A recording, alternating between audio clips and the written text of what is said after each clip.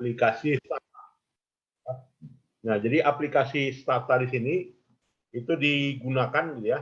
Ya, dalam hal ini lazim ya digunakan untuk penggunaan atau juga analisa data sekunder gitu ya. Atau data yang bersifat time series dan juga data projection.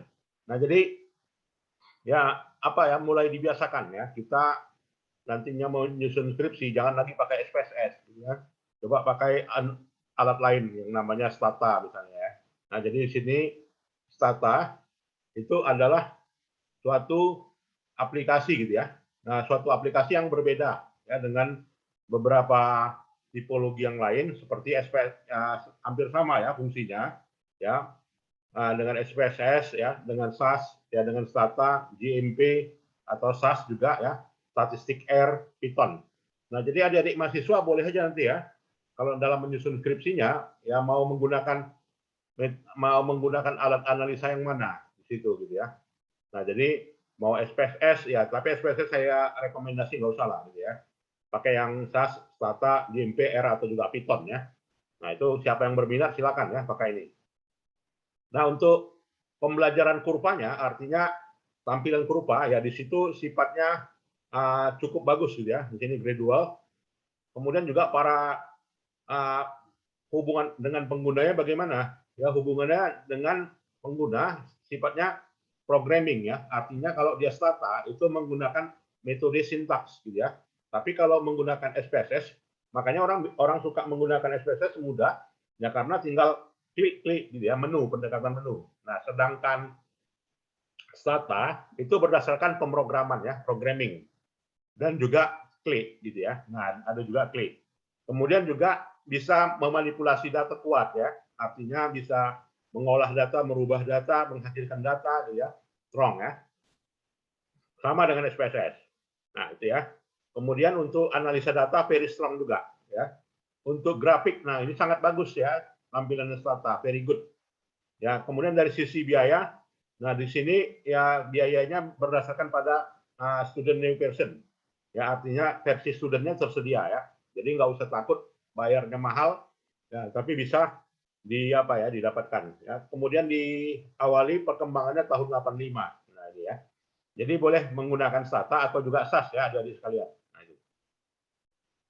Nah, ini kalau kita lihat ini tampilan awal dari Stata ya. Ketika di awal diinstal gitu ya, maka akan muncul tampilan Stata sebagai berikut gitu ya. Lalu muncul menunya sebagai berikut ya, Stata seperti ini gitu ya. Ya, lalu tampilan pemrogramannya juga seperti ini ya, Stata. Oke. Ya, kemudian juga direktori pengerjaannya bermula dari ini ya. Jadi pakai direktori ya. Jadi panggil programnya, lalu my data ya, lalu dipanggil, lalu di log ya. Nah, ya kemudian juga mengecek memori ya dilakukan seperti ini. Ya, kemudian juga membuka file. Nah, dari membuka file menunya masuk seperti ini gitu ya. Oke, kemudian juga filenya itu disimpan di my data. Oke. Ya, kemudian juga pada tahapan berikutnya mungkin dalam hal ini kita lihat apanya ya, pendekatan menunya ya bagaimana. Nah, ini bagaimana kita mengkopinya dari Excel ya. Nah, jadi dari Excel filenya dulu kita siapkan di Excel ya. Nah, lantas dari Excel ya kan dipindahin kemana? Ke Stata ya, dari menu mana? Dari menu file lalu menu trace was a new variable name ya, dari menu Stata ya, dari new ya. Nah, setelah itu muncullah hasilnya di layar sheet Stata sebagai berikut ya, dari tabulasi di Excel ya. Nah, bedanya ya kalau dengan SPSS bagaimana? Sama ya, tinggal copy paste aja. Jadi copy paste dari SPSS ke Stata tinggal copy and paste ya. Nah, setelah itu muncul menu pengerjaannya. Ya, jadi muncullah direktorinya seperti ini, lalu save as. Ya, dari save as ya, di save kemana gitu ya. Setelah itu klik OK. Ya, setelah itu yes. Oke. Dan menu yang dihasilkan adalah menu CSV ya, berextension CSV. Ya, dari menu CSV itu inilah hasilnya. Jadi kita punya file yang namanya student CSV. Oke. Ya, kemudian juga hasil dari deskripsi kita penyimpanan datanya dikategorikan sebagai berikut. Nah, ini dia ID, ya last name, first name, ya sebagai apa ya, directory formatnya, display formatnya ya. Ya, kemudian juga pada tampilan stata ya untuk menghasilkan statistik deskriptif gitu ya. Itu bisa ya. Bisa dihasilkan dari mana? Dari masuk menu summarize ya. Perintahnya perintah summarize. Nah, jadi dari summarize dapatlah dia ya. Berapa nilai min ya, berapa nilai standar deviasi ya. Berapa nilai minimal, berapa nilai maksimal ya. Di SPSS juga sama gitu ya. Ada minimal maksimalnya. Oke, dan kemudian juga bisa kita hasilkan bukan hanya apa ya, bukan hanya statistik deskriptif, tapi juga statistik frekuensi. Nah, ya. Statistik frekuensi, statistik persen, dan statistik kumulatif. Nah, ini dia. Ya, persen and kumulatif. Nah, ini. Persen and kumulatif. Nah, jadi kalau dia persen kumulatif ini gunanya untuk apa? Ya, kalau kita menggunakan data primer, gitu kan, berapa frekuensi jawaban 5 yang muncul?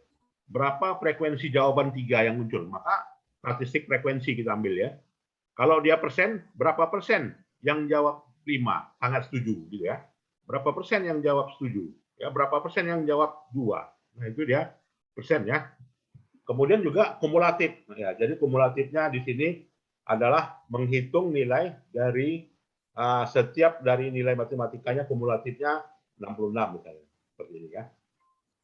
Nah, jadi itu ya, bisa kita hasilkan statistik frekuensinya, bisa menghasilkan mean dan juga bisa menghasilkan average. Nah, itu.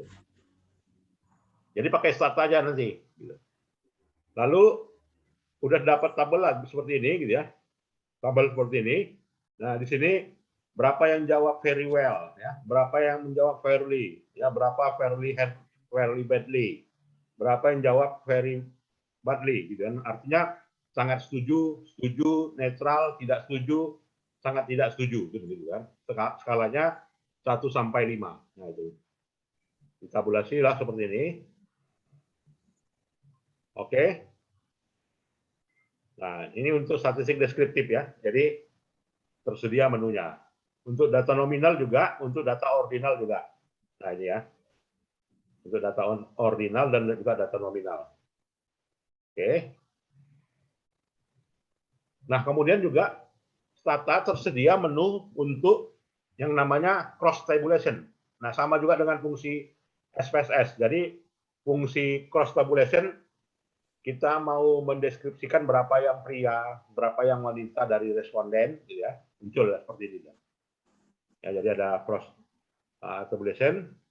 Memang kalau dari tampilan saya lihat lebih visual SPSS, gitu ya, cantik dia warna-warna, gitu ya. Tapi kalau kita biasakan dengan stata juga boleh, gitu ya. Nah, kemudian tabulasi lagi ya, yang lainnya seperti ini ya. Jadi mentabulasi dari responden berapa yang wanita, berapa yang pria, gitu ya. Kemudian dari sisi nilai matematikanya berapa, nilai matematiknya berapa, nilai ekonominya berapa, total. Nah, itu namanya cross tabulasi, gitu ya. Jadi mentabulasi dari sisi derajat, gitu ya, responden dari sisi nilai pelajarannya, ya, apakah pelajarannya ekonomi, matematika atau juga politik. Oke. Dan juga analisa stata ini ya, kalau kita mau mencari nilai cross tabulasi, statistik deskriptif, nah ini tersedia ya. Oke. Nah ini dia ya. Lalu perintah lainnya ya, perintah lainnya berkaitan dengan nah ini untuk cross tabulasi ya, bisa dibaca sendiri ya.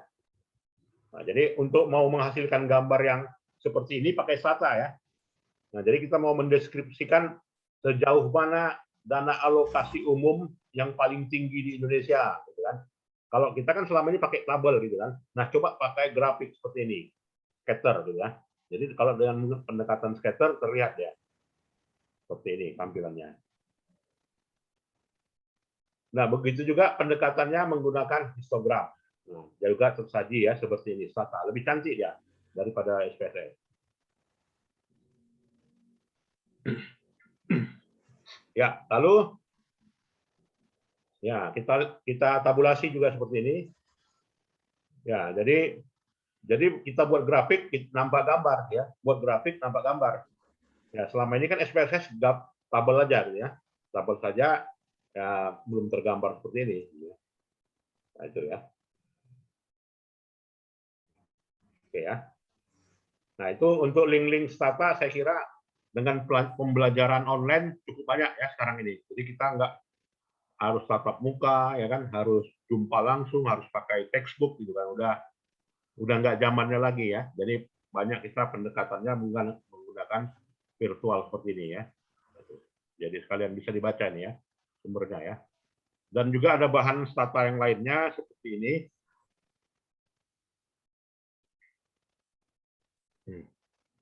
Bentar.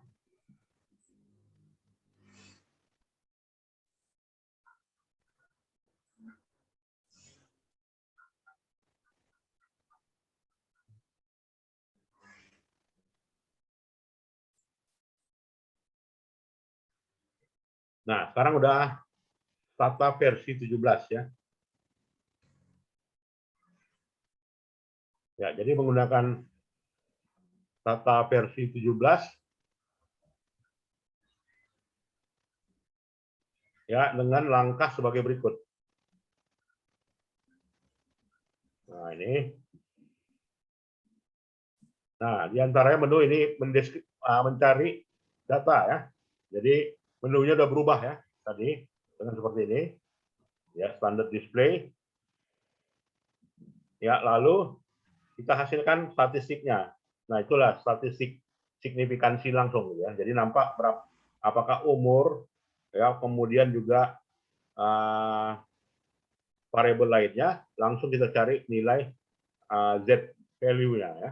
Z value-nya. Ini ya. Dengan Stata.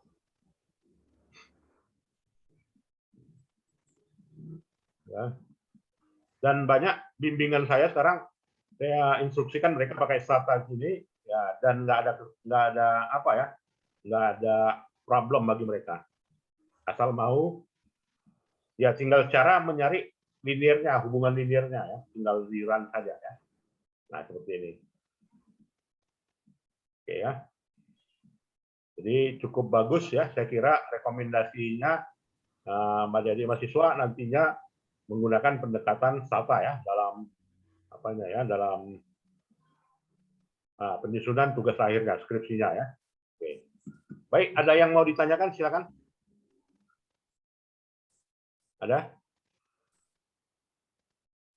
Silakan. Recommended lah ya, saya merekom pakai Stata.